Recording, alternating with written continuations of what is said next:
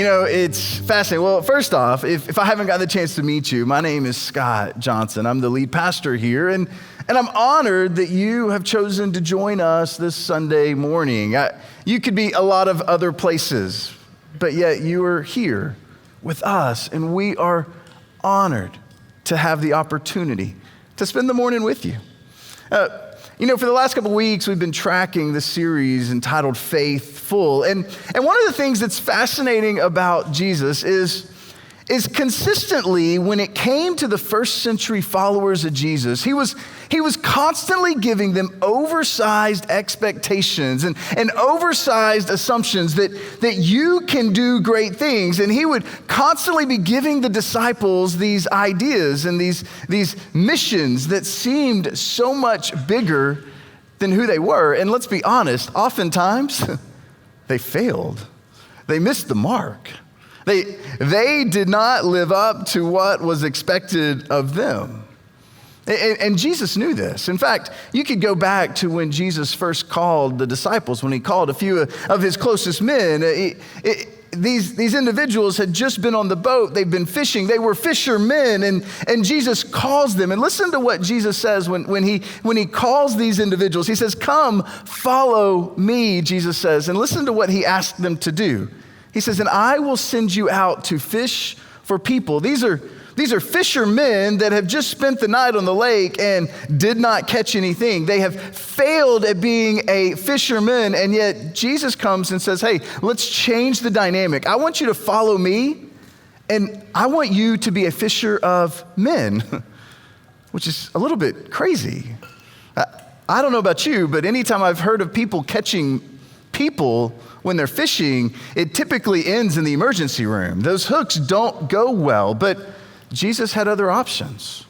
And later on, Jesus would find his individuals over at the Sea of Galilee, and they're rowing in the boat, and they're rowing, and they're rowing, and they're rowing, and they're going nowhere, and Jesus has to step in and fix the mess that the disciples found themselves in with the wind and the waves and everything crashing in. Jesus saves the day. And on the back end of this, he says, "Very truly, I tell you, you will be able to do the works that I have been doing, and you will do even greater things than these." To which they're rolling their eyes thinking, "Are you kidding me? Like, you just walked on water. You just stopped the sea. You stopped the weather. Like, how in the world are we going to be able to do greater things than what you are currently doing?" Probably one of the more famous examples of this is one of Jesus' teachings. He's hanging out on the side of a mountain, and he's been teaching all day. And the disciples realize he's been teaching all day, and there's lots of people on the hillside. And Jesus, we are hungry. We need to get some food. And so the disciples decide to pause the game a little bit and be like, "Jesus, hey, listen, we got a crowd here. It's dinner time. Like, I'm hungry. I can only imagine they're hungry, and there's no food to feed anybody." And so the disciples make a request. They say, "Let's send the crowds away so they can go to the villages and buy themselves some food." To which Jesus smiles and looks at them and says, "They don't need to go away. You give them something to eat. They don't need to go away. You give them something to eat." To which I'm sure they rolled their eyes and said, "Here we go again. What in the world are we doing?" Well, we'll pick up on that story a little bit later. But we're in part 3 of a series we've been entitled Faithful, Fueling Your Faith in a World on Empty. This idea that all of us, we live in a world, in many instances, that we find ourselves empty and depleted. I mean, everywhere we turn, we find heartbreak, upset, struggles, and how in the midst of this do we find our faith? How do we maintain a faith in the middle of that? It's fascinating. Jesus, he oftentimes had one invitation. He would ask people oftentimes to follow me. He wanted people to step in and to follow after him. He wanted people to join in with him.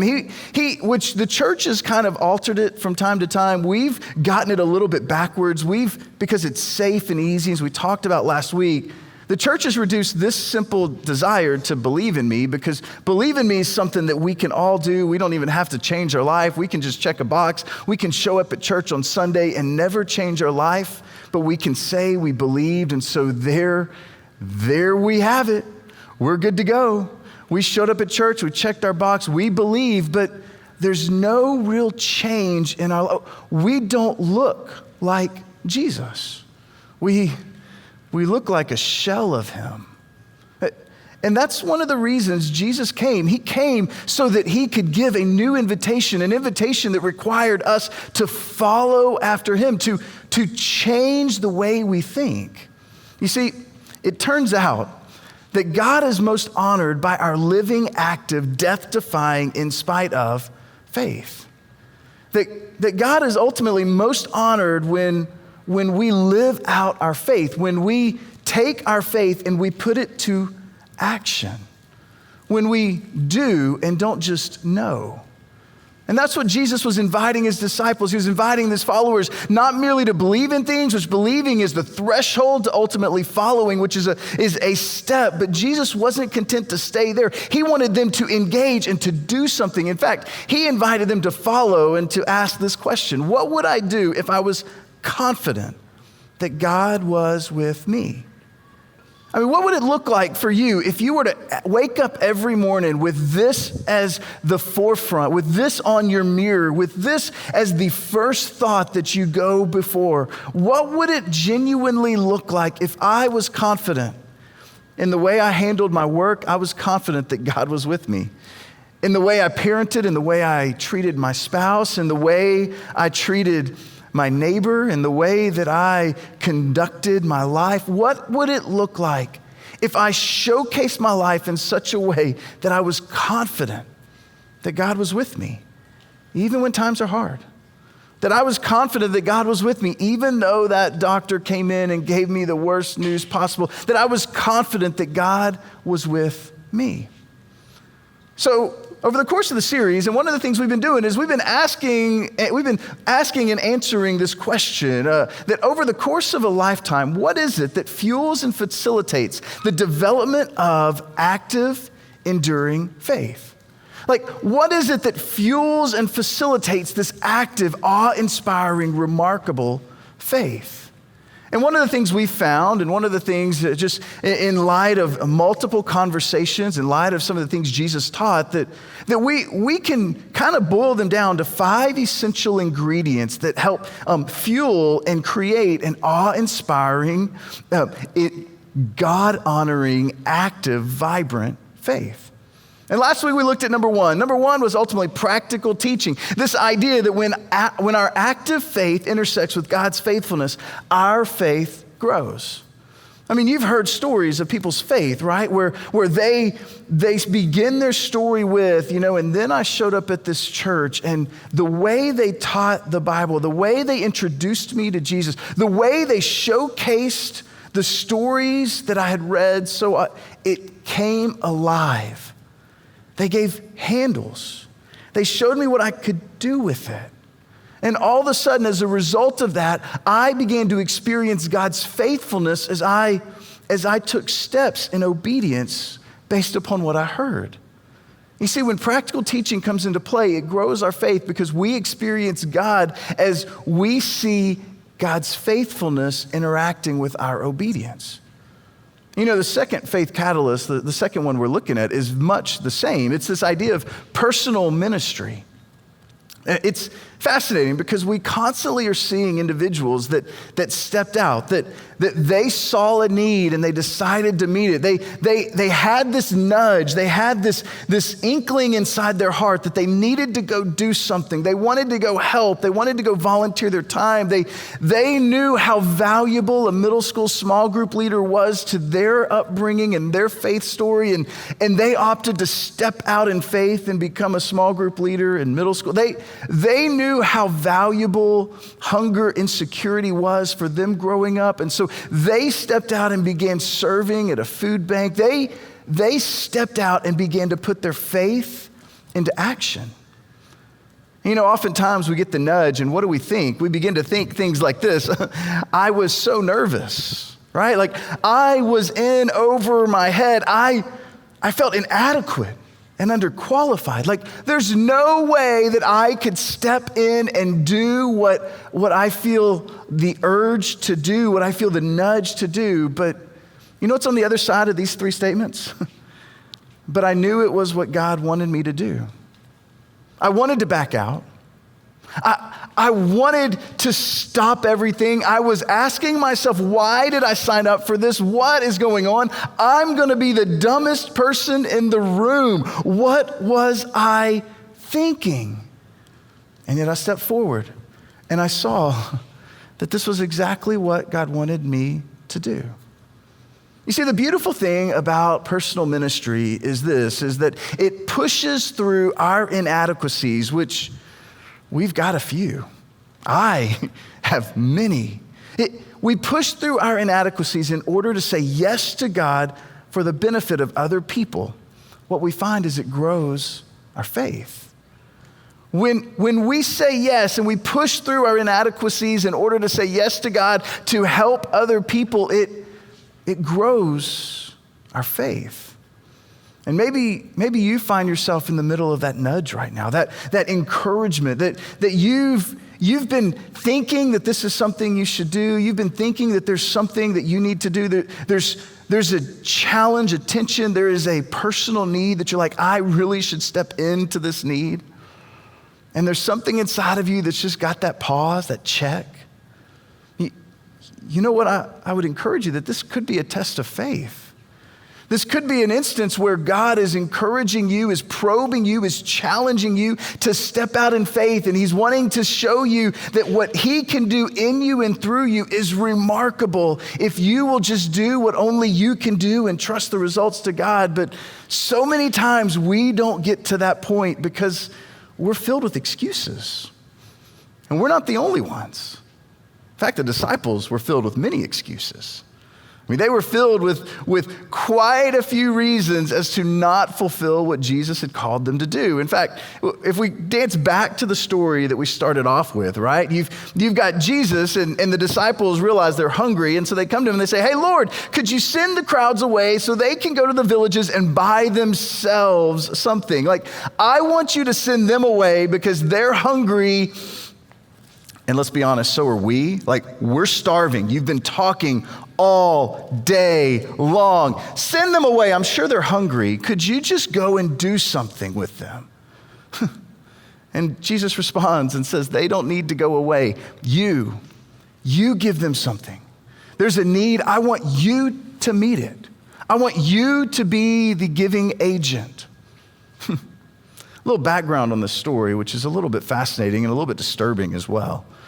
You see, John the Baptist and Herod Antipas were in the middle of this argument, this fight. The reason they're in the middle of this fight was the fact that Herod Antipas, not to be confused with Herod the Great. Herod the Great was, the Herod when Jesus was born and wanted to kill all the babies. Well, we've moved on. There's Herod Antipas, who he is the governing authority of the northern part of the Galilean area. And he was an individual that he didn't quite like his wife, so he divorced his wife. And in the process of divorcing his wife, he found another lady who happened to be the wife of his brother that he wanted to become his wife. And so he encouraged Herodias to divorce his brother, his stepbrother essentially, so that he could then marry Herodias, right? And so this is twisted and weird, and some of you are thinking, yeah, like this is like my family. Like there's nothing wrong with that. But it was even weirder back then, right? Because there were legal implications in the midst of this.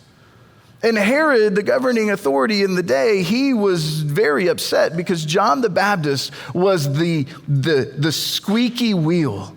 He was the one who had his finger saying, Herod Antipas, you know this is wrong. You look at what you did to your brother. You can't do this. And so one day, Herod Antipas, he's got some buddies of his who are a little bit they've had too much to drink. And Herodias' daughter goes in and we'll just leave it as she dances for them. We'll just leave it there. But her dance for them did so much to these men that Herod Antipas said, hey, you tell me what you want, and I will do anything for you. I mean, most teenagers probably are sitting there thinking, I know what I want. A new car, right? A new iPhone. They didn't have that back then. They probably didn't have cars back then. She takes off running. She goes to her mom and says, Mom, your husband just said he would do whatever I want. What do you want me to do? What do you want me to ask him for? She said, give me John the Baptist's head, put it on a meat platter, and bring it to me. So she scurries back in and says, this is what I want. Telling you, if you haven't had a chance to open up the New Testament, open up the Bible, there are some remarkable stories that are like, that's in the Bible? Like, what? Sure enough, she goes off.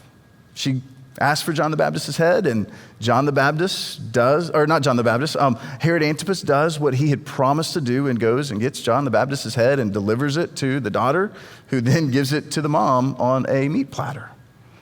And so word gets back to Jesus that the man who was on the forefront screaming and yelling, Jesus is coming, make way, the Son of God is coming, the Lamb of God that has come to take away the sins of the world. Jesus gets word that John the Baptist has been killed.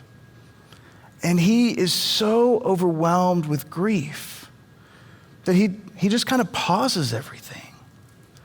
And some of you, you've probably prayed and begged God to do things. You've probably prayed and begged God that in the midst of my hurdles and my struggles, God, would you intervene? Would you help? Would you walk into my mess and just oversee?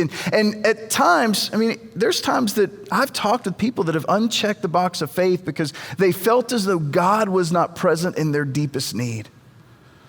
And the disciples are sitting there. They've seen the way Jesus was infatuated with John the Baptist. They saw the way that they were like best friends. I mean, many people believe they were like cousins, like family. And they're sitting there looking, Jesus has turned water into wine. He's healed absolute strangers. And yet when John the Baptist needed him most, he was not there. That made no sense. Why wouldn't Jesus come to the rescue of his friend? You see, there are certain times that all of us, there's certain things that we wish that God would intervene on. And even with those that he knew the best, and even those he loved the most, there were times that following Jesus didn't make life pretty. But we followed through because the confidence that God is in it and he's for us.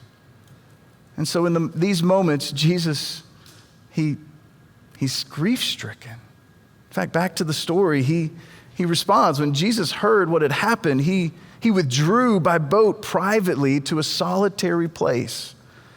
He ultimately went on a boat to the lake because that's how you get away from people. He wanted to reflect and think about possibly his best friend and what has just happened.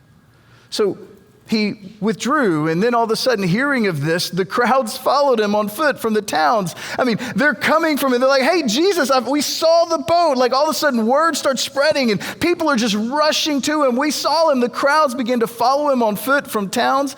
And when Jesus landed and saw a large crowd, that he had compassion on them.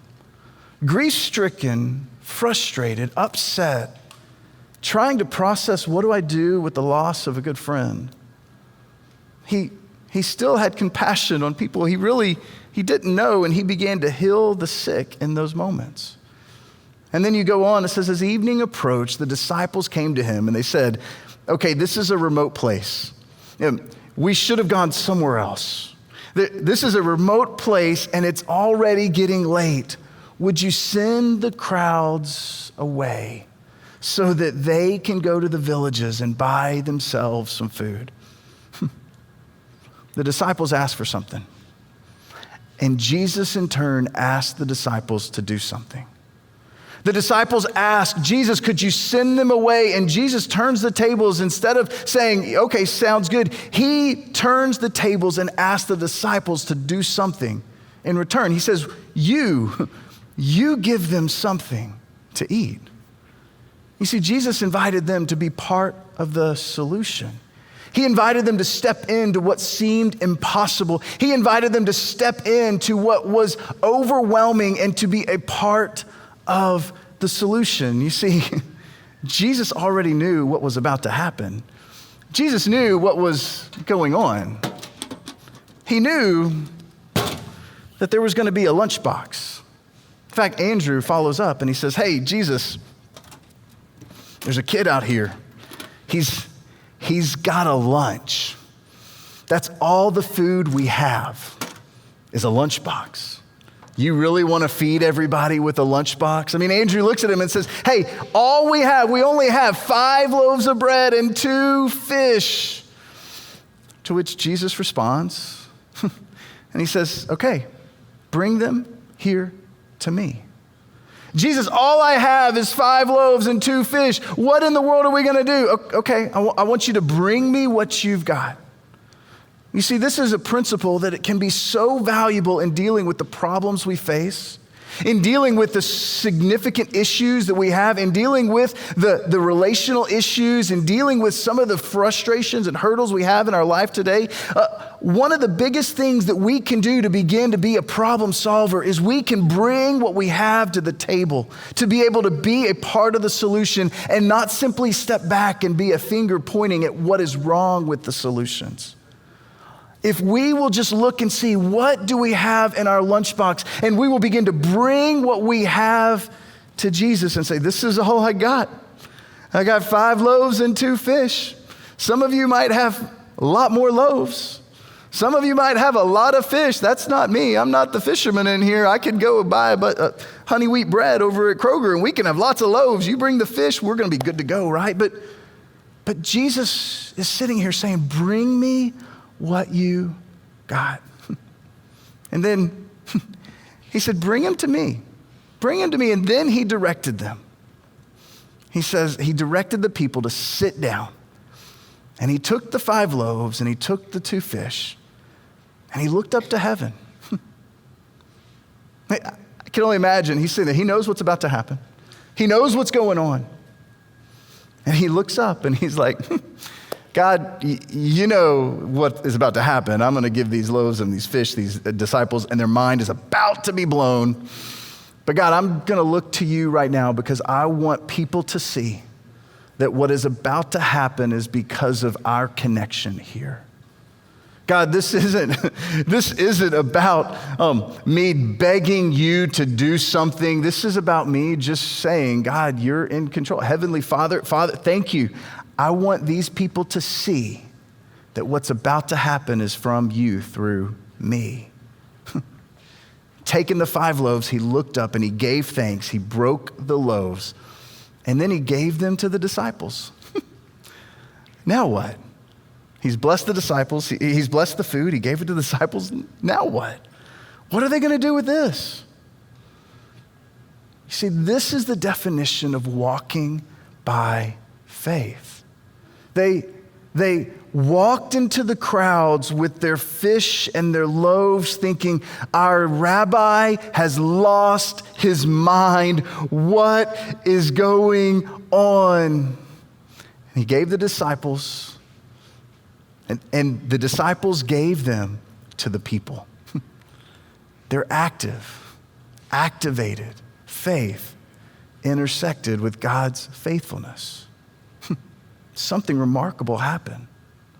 I mean, it's fascinating to think of the story that these disciples are sitting there. I mean, they're rolling their eyes thinking, Jesus, all we got is a silly lunchbox. What are we going to do with this? And Jesus blesses it and gives it to them. And they begin walking out. And if you know the story, they begin handing it out. And all of a sudden, there's more. And they go back and they get more. And it's this remarkable miracle where they continue to go and they get, and then they get, and they get, and they're giving, and they're giving. And there's over 5,000 people sitting here. It documents 5,000, but you know what's crazy is it's believed that that's just the counting of men.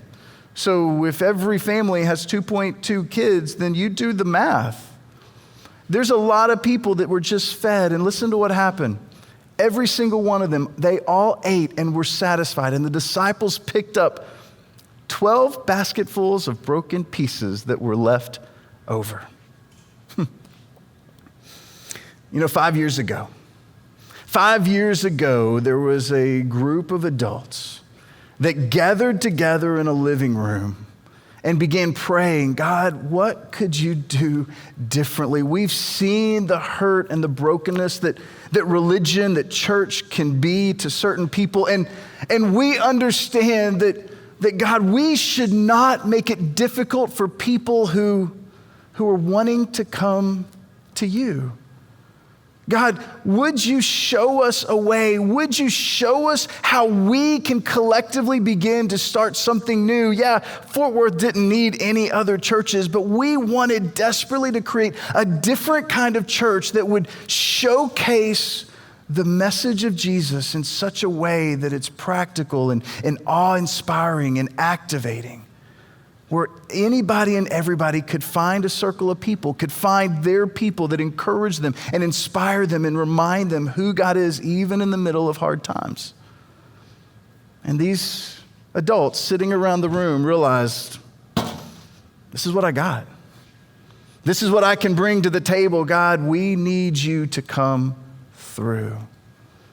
And then the pandemic hit. I had having lunch with somebody the other day, and they said, did you know that like a third of your life as a church, you've been dealing with a pandemic? And I was like, that is crazy. You're right.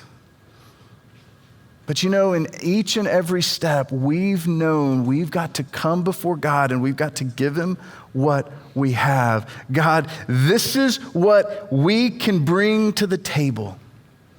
You see, we got our cues from a leader who's just completely changed the way that I have seen the local church.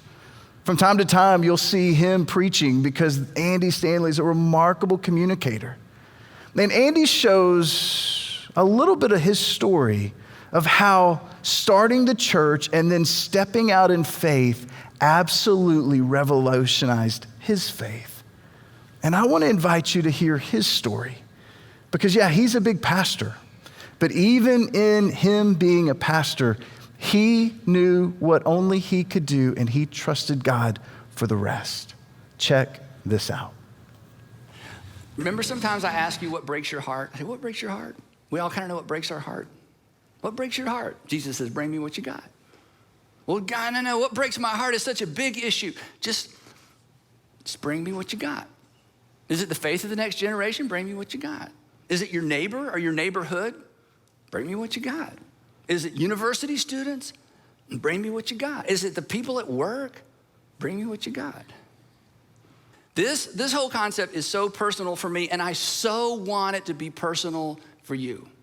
It's so personal for me when I talk about it in this room because 25 and a half years ago, a group of us felt the nudge to start a different kind of church that we were told wouldn't work in the Southeast because people had tried it and it's not gonna work. There's too many churches in the Southeast as it is. But we wanted to create a church that unchurched people would actually attend and love to attend and bring their friends. We wanted to create a church where we got rid of all the stuff that got in the way of people just turning their hearts toward God.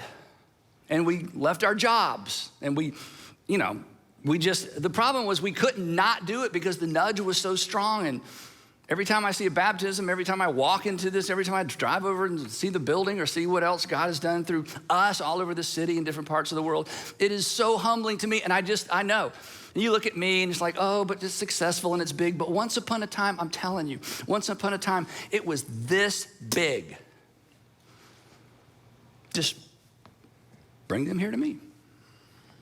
10 years ago, when Sandra and I felt the nudge, become foster parents, I'm like, there's no way. I mean, I'm too busy. It's like it just doesn't go away. It doesn't go away. You got to become foster parents. Like we don't have what it takes. Then we went through the training and we really knew we didn't have what it takes, right? You know what was in our lunchbox? Empty bedrooms and a little bit of financial margin. Bring it here to me. And what's happened in my heart And what's happened to my faith, I'm telling you, Andy, you got big faith. You're the preacher. No, I'm just a human, okay? What has happened in our heart, in our life, in our faith, because all right, here we go. But this is the way of God. This is why I say this is how the world changes. This is how communities change. And on the other side of it, this is how your faith just gets bigger. This is how your faith gets bigger. It's by taking what you have and giving it to him and trusting Jesus with the results. I mean, there's been hiccups and hurdles along the way. I mean, you think about the last year and a half. I mean, just the fact that we've met in, I think, 1,000 different places. We've had so much fun along the way. I mean, sweating and going crazy. And yet, just about with every single step, there's been volunteers and leaders that are saying, just, hey, this is what we've got. We got a parking lot and it's asphalt, and just bring us some umbrellas because this is what we got. Let's just trust God with the details. This is what we've got. And you know, so many of you have seen what that looks like when your faith grows up and blows up.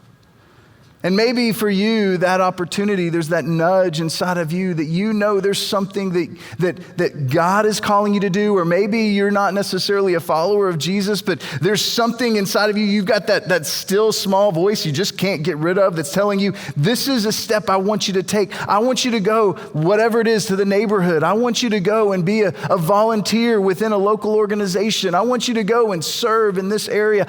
You've got margin in your time. You've got margin in your budget. You've got margin in your life. What if I chose to give my life for the good of something greater than me? And so many of you have seen the fruit of that. You see, this is what it looks like. Ultimately, for all of us, when it comes to personal ministry, it's saying, I'll do what I can do, and I'll trust God to do what only he can do. Maybe for you, you're sitting there, you know there's a nonprofit, you got a buddy of yours that's leading a nonprofit that they're hungry for volunteers, and you always are hearing him talk about it, and you're thinking, I'll do what I can do, and I'll trust God to do what only he can do. I can only give you 30 minutes. I can only do this. I'll be there once a month. I can only do what I can do, and I'm going to trust God to do what only he can do. You see, ultimately, that's the walk that builds your faith. When we go before him and say, this is what I got in my lunchbox. This is what I have. God, I trust you with the results. I trust you with the details. Quickly, you know what happens next in the story? You see, the apostles, they're excited. They just fed 5,000 people. I mean, you'd be giddy too. You're like, man, we're rock stars. Like we just turned a happy meal into a beautiful meal that satisfied many. And all of a sudden, Jesus whisks them away. He puts them on a boat. He sends them into the boat. And then all of a sudden, John would document that hopefully they would get it. But John would say this is a test, that ultimately he sends them in a boat. They get in the boat. They see the winds. They see the waves crashing, and they freak out. Jesus comes walking on water. Ultimately, Peter will get it at one point. But you know what's crazy? Is they just saw Jesus do the remarkable, and yet they're in the middle of a boat, and they lost their faith in the midst of it.